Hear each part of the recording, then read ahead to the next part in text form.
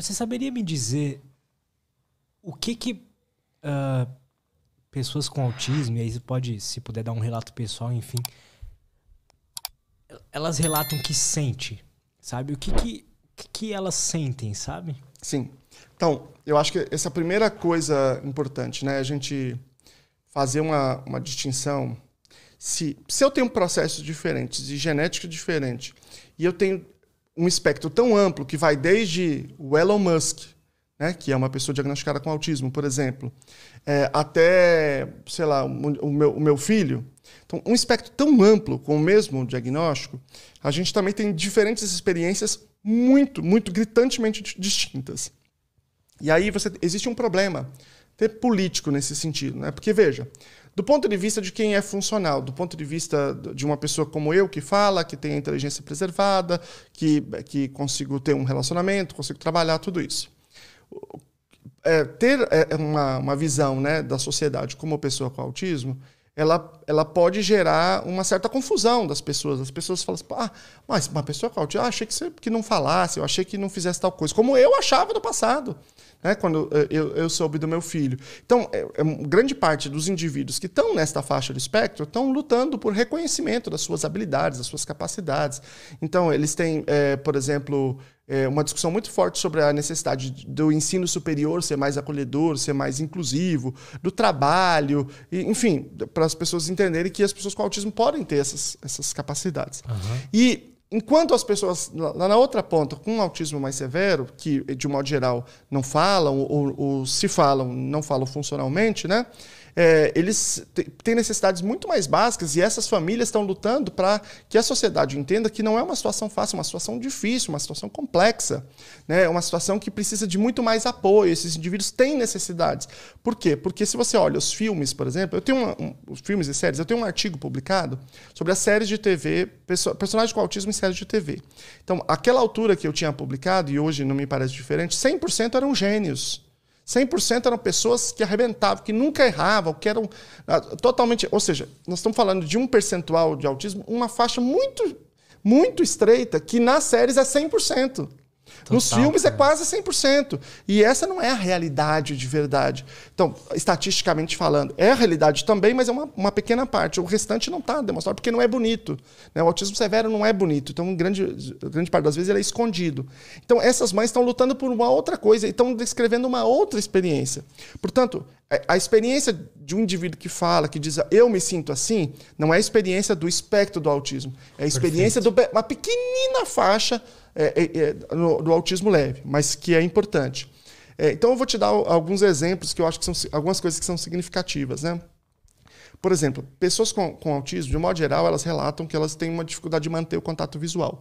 Depende do contexto e depende da pessoa. Tem pessoas que não têm problema. Mas, quando você pega os livros de pessoas com autismo, que descrevem por que isso acontece, elas descrevem coisas completamente diferentes.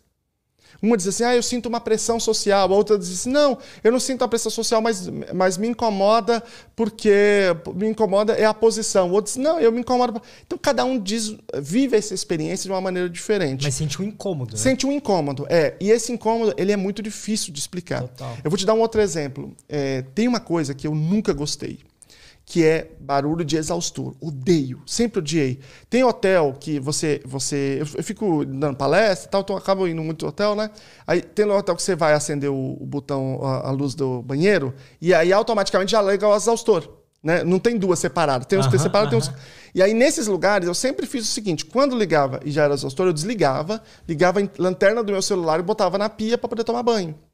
Porque eu não gostava. E aí, depois que eu conheci a minha companheira, né? E a gente estava conversando, e eu comentei isso, eu não tinha diagnóstico ainda. E ela falou assim, mas o que você sente? Eu falei assim, não sei, eu não gosto. Mas o que é? Eu falei, não sei te descrever, eu só não gosto, só me incomoda. Sim. E aí ela me apresentou alguns documentos de científicos, né? Que dizem características do autismo. E aí o cara está dizendo, alguns exemplos aqui. Aí tem medo de exaustor. Tem lá, tá lá escrito, que é do Partington, que é um grande analista do comportamento. E aí eu falei assim, e eu achei que ela estivesse brincando, depois ela me mostrou, tá escrito aqui, ó. E que é muito comum. Por quê? Quem que vai saber? A gente não sabe. Hoje a gente ainda não sabe. E a maioria das vezes isso acontece de uma maneira que é difícil de descrever. Então, esse é um exemplo. A outra questão que eu acho que é muito forte nessa faixa do espectro é a dificuldade de entender sinais sociais complexos, sinais sutis. Que para a maioria das pessoas seria tranquilo, assim, você vai pegando na experiência. Tipo o quê, por exemplo? Tipo, por exemplo, assim, qual é a distância que as pessoas devem ficar ao conversar? Mas você nunca nem parou para pensar nessa pergunta. Porque na distância normal, da distância. Mas o que é normal? É assim? É dessa distância aqui ou é a 5 metros? Entendeu? E aí, por exemplo, quando a gente vai ensinar pessoas com autismo, nas intervenções, por exemplo, seria uma intervenção de habilidades sociais, a gente, ao invés de trabalhar com conceitos mais abstratos, a gente tenta trazer uma regra. Então, a regra é um braço de distância, essa distância aqui. É claro que a gente sabe, à medida que você vai ficando mais velho também, você vai sacando que depende, se for sua namorada ou seu namorado, você tem alguém que você tem intimidade, pode ser mais perto, se é uma autoridade, em geral, vai ser mais longe. Existe uma distinção, mas não dá, é muita coisa, é muita regra. Eu me lembro que quando eu era pequeno, eu ia para casa da minha madrinha, que é aqui perto, inclusive, né? Eu ia para casa dela e aí eu chegava lá e ela tinha a assinatura da revista Trip. Eu pegava essa revista Trip, eu ia pouco lá, né? Então quando chegava lá tinha bastante, e eu não dormia, eu ficava lendo a revista Trip, porque a revista falava de relacionamento, nem sei se tem ainda, mas ela falava muito de relacionamento. Então qual é a regra quando você chega, se cumprimenta, se não cumprimenta, se você vai chavecar alguém, sei o que, como é que é. Então esse indivíduo ele trabalha muito mais com regras, o indivíduo com autismo, com Asperger, do que com essa sutileza que você vai pegando. Feeling, né? É um sistema de navegação social que as pessoas já têm pré-instalado, né? E que nesses indivíduos você não tem isso pré-instalado. E é muito interessante que é uma coisa que a gente confunde com a inteligência. Não tem nada a ver com inteligência. É outra habilidade completamente distinta. Então é por isso que pessoas com autismo leve, muitas vezes elas são tiradas assim como pessoas que não estão se esforçando, que não estão querendo, que não estão interessadas, porque elas não se comportam em ambientes sociais de uma maneira satisfatória, ainda que sejam inteligentes. Então, assim, um rapaz tão inteligente, ele não sabe que não pode dizer para a menina que está feia? Não sabe, porque não tem nada a ver com a inteligência, é outra coisa.